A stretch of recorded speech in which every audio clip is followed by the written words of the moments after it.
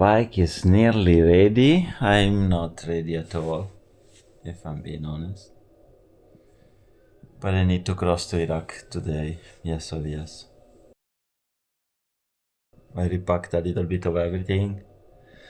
I prepared a little bit of a bag that I sent back to Istanbul. I decided to leave the drone in Istanbul because I could risk it into Iraq, but then you cannot use it in Iran, in Iraq, in Jordan. I think Saudi you can't. And then if there is a chance to go to Iran, I go to Iran. So there's no point for me to bring the drone. I'm very overwhelmed. So many things to do, organize, and I have no time to breathe. Didn't even have time to finish my watermelon. I didn't even have time to fit the bike computer yet. I fixed the front brake. I fixed a few things on the bike, but I couldn't fit the bike computer in time. I would need a break, but I was hoping there are 3 Warmshowers hosts in Iraq, and they are within the 100 kilometers from the border. I was hoping I could spend like 2-3 days somewhere, but unfortunately it doesn't look like I can. I don't know what route to do in Iraq. Yeah, I'm very overwhelmed. I wish I could take a break. I could chill like 3-4 days somewhere, charge the batteries, do something else, like edit videos and photos, and yeah.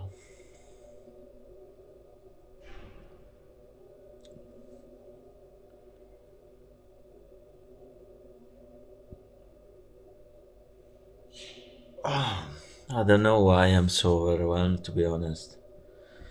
It must be the fact that I've been pushing since Istanbul, and to be honest, it's the first time that I just don't feel it.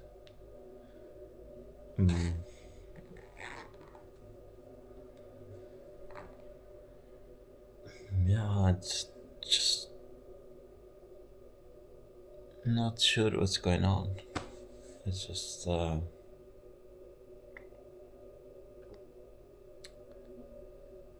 need to keep going, but I would try to stop.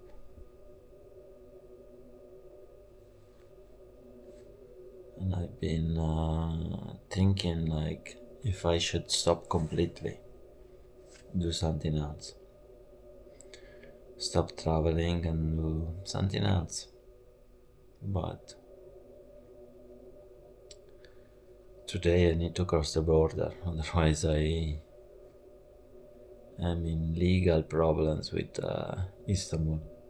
The bike also is falling apart. I should have had a new bike as well. I don't know. The back derailleur is about to fail. There's something wrong with the spring. It doesn't work anymore very well. But I mean, it has more than 60,000 kilometers. Leaving Silopi. Finally. I went to the DHL, the most surreal experience ever. They were like, no, only people with a Turkish ID can send packages in Turkey. I was like, what the fuck are you talking about? Then I called a friend of mine from Iran that lives in Turkey, has Turkish ID. And of course they told my friend, no, this is not your Turkish ID because you don't sound Turkish. What? And they're like, okay, then tell me what's your Turkish phone number. Okay, unbelievable. And I'm 99.99% sure that it comes down to the fact that this guy doesn't know how to change country in the DHL system. So it prompts for Turkey and Turkish ID number. Then, okay, I'm sending it to this lady in Istanbul that is doing me a favor to hold the package till my other friend gets back in Istanbul because he's in vacation. Now turn right onto street. So I'm like, how much is it? And they're like, no, nothing. What? What do you mean nothing?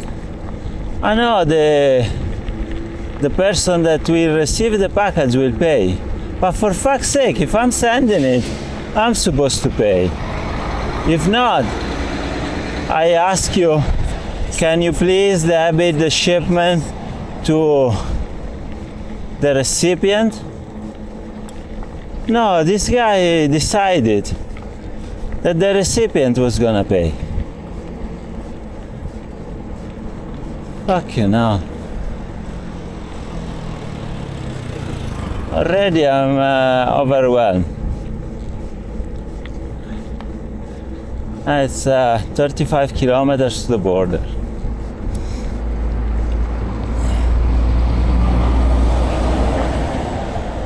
long, straight kilometers to the border. And I have to ponder my life's choices. I've never seen so many trucks like in Silopi and surrounding region. Like there is probably like millions. They are parked everywhere, and there's like, for example, these ones are pretty much all Mercedes and fairly new, and they all have this reservoir, which I still don't understand. But I tell you, there are millions of these trucks, millions. They are parked everywhere for like hundreds of kilometers. See all these trucks with this reservoir going into Iraq. Actual border. I need to turn off the camera. Police seemed too happy that my visa was expired, but it's not. It's the last fucking day, motherfucker. He said, saved by the bell, you can go. Then there was another lady that was like, yeah, give me the number, registration, insurance. What the fuck are you talking about? This is a bicyclette. Bicyclette? Yes, it's a bicyclette. Now the tricky part, I need to stamp into Iraq, into Kurdistan. And there's two flags. On the right one, I think it's the Iraqi one, and on the left, the Kurdish one. I'm in Kurdistan, I'm in Iraq. Zakho, 10 kilometers. Mosul, 130. Erbil, 215. I have no idea where to go in Iraq, if I'm being totally honest. I'm a bit lost, guys. And documenting being lost in this endless journey. I changed 50 euros. Official rate is 75,000. I got 79. Zakho. We are entering the metropolis of Zakho. Let's get into the hood. Let's see if we can find an old souk where I can buy a SIM card. Look at that. Stupid modern bike traveler. Hunting SIM cards. The water doesn't smell any good, but it looks good though.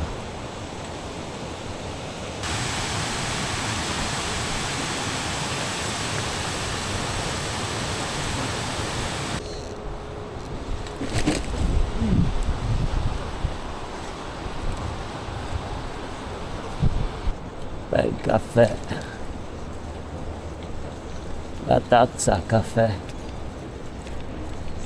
Nice coffee. Matcha coffee. Coffee shop. I love coffee. It is even better than the Grand Bazaar in Turkey. Let's see if we find a SIM card though.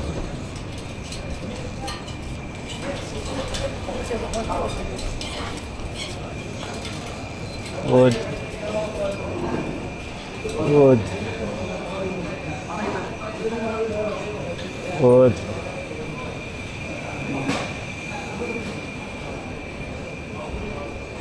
Wood.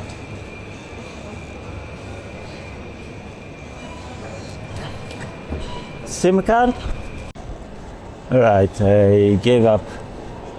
I bought a Kurdish SIM card because otherwise I had to wait until tonight. When I get to Iraq, I'll have to buy another one. But it's okay. It was free. I bought the data. That was it.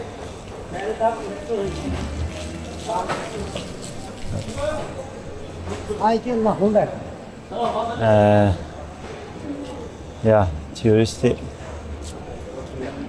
but nice. I would say almost better than the Grand Bazaar in Istanbul. Oh wow, it's a nice mosque. Huh?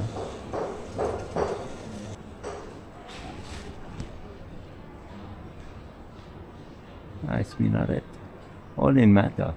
Johnny or Jonathan, and he invited me in his house for a lovely meal. His wife cooked a lovely meal. I might see you again in Italy. Yes, or maybe China. Or maybe China, yeah. Why not? Yes. In a year or two. Mm. Thank you so much for the hospitality and the welcoming in Iraq. Glad to meet you. You're an amazing person. Oh, you guys are amazing. After the invitation of Johnny for Breaking Bad at his place, I also sent a few couchsurfing requests to stay with someone here, and I found a host, a lady that she's gonna host me in her beauty salon, I think, something like this. So now I'm gonna go there to check it out. It's a nice city. I didn't expect it to be so nice, to be honest. In the evening along the river it gets very busy, obviously. During the day, not so much because it's hot as famous bridge. Nice, very nice. Beautiful youth center. I think that's my accommodation for the night. Vediamo qua I curdi come fanno la pizza. This is a €3 pizza in Iraq. A little bit too much mozzarella. The tomato sauce, it's not that good. But the good news is the mozzarella is not too bad actually. I put the tent here and not there because the smell of smoke in here. In there was no smell. Yeah. There's Wi-Fi. There was electricity. There's a bathroom there. So I'm grateful for the lady that owns this place that replied to my request on Couchsurfing and let me stay here. So today I'm gonna leave. I'm gonna aim into a town where I also sent a few requests for Couchsurfing, and I'm staying with a Canadian lady. The problem is that there's no people showing up here until 11, so I will have to wait until 11 to leave, so not ideal. Temperature today is gonna be 44, and climbing.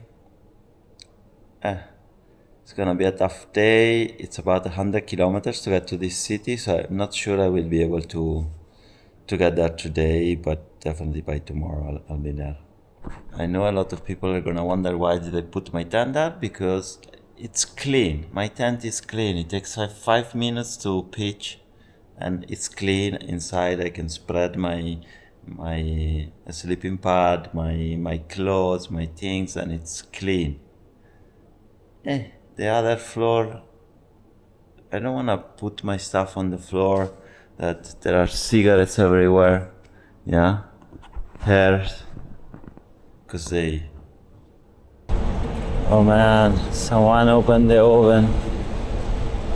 It's crazy, it's dry but super hot, man. Super hot. Unbelievably hot.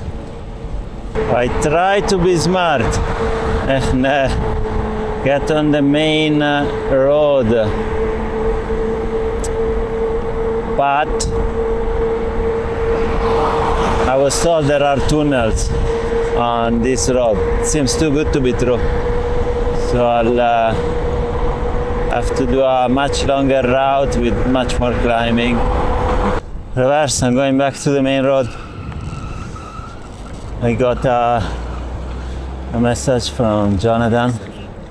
He said there is a long tunnel, but he said there I can take a mountain road, and that was the old road to bypass the tunnel. So let's try, let's see how it goes. It's a much shorter way, and I think much less climbing too. Yeah, there is the tunnel. Bicycles are not allowed in the tunnel, so there's a police checkpoint there. I don't know if you see it, but yeah, they told me I'm not allowed, obviously. So I will need to climb up there. The guys at the police offered to stop a truck to put the bicycle in the tunnel, but I refused. I have to cycle everything, so let's keep going. First climb is in the bag. Be nice if it was the only one. I'm not sure how many there are. Maybe it's the only one. Be lucky for a change. Look at that. I think for a while this is the only climb. I don't know what they have here to eat. Be nice to have some food, but I'll keep going. Alright, no food there. These guys they brought their own food. They were drinking Tuborgs and having some kebabs or something. It was wrapped. But the guys told me that it's the only climb. So I don't know why the policemen at the other checkpoint, they were doing some psychological terrorism, saying, oh, this fucking climb is gonna kill you. Ah, come on, it's a small hill. I was gonna stop somewhere for a few hours, but I think I'll keep going and I will arrive to the Duhok tonight, definitely. And I have a place to stay there, Canadian lady.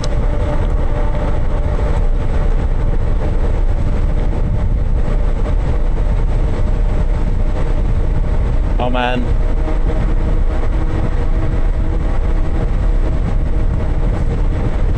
My eyes get dry.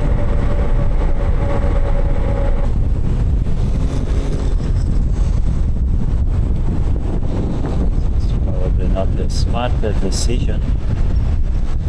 So I stopped here because I was about to pass out from the heat.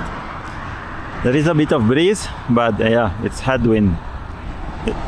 It's a bit too much wind for my taste. Obviously, I complain only when it's headwind. So, I have a mango juice, a can of Pepsi, a glass of ice, and also a can of cherry juice that I already drank because I was really thirsty. This is Duhok. I almost made it 15 kilometers to my host. She lives in the city center. Very, very tired today. I didn't eat much as well. I should have eaten. I had some cookies this morning and some cookies half an hour ago. Then it was only liquids. Today, with this heat, I didn't feel like eating. Not sure if this is original. Zara Duhok. Maybe, maybe not. Tonight we are eating with Florin and Faizan from Switzerland and the UK. And we are having local Kurdish food. We order only this plate, medium. It has chicken and goat, I think. And then they brought different soups. Beans, chickpeas, onion soup. This, I think it's bulgur. It's a bulgur. Yeah. And yeah, so much food. Buon appetito, guys. Thank you for sharing the meal. We're on top of Duhok and we're walking the view on Iraq. Kurdistan on this side, and on the other side these hills are federal Iraq. Yes, this bit, those are like almost islands, and then the other side. It'll be clearer at night because the lights will come out on the villages on the other side. But yeah, basically on the other, on the opposite. everything this side of the It's still water. Kurdish. So the river becomes a dam there. The dam is that direction. Okay. Mosul is that way, I don't know, about 50 kilometers. Uh-huh. And the dam is just before Okay. the city. And so the water is back up. Another meal in Duhok, again with Florin, Faizan, but we have the addition of Sam. What's your full name? Sama. Kurdistan. Yeah. Also staying with Catherine at the Couchsurfing, and we have another addition. Kyle from the USA, from the land of freedom, exporting democracy everywhere. Oh yeah, dude, that's our thing. And we are having kebab, chicken and rice, kebab, mixed kebab. Buon appetito.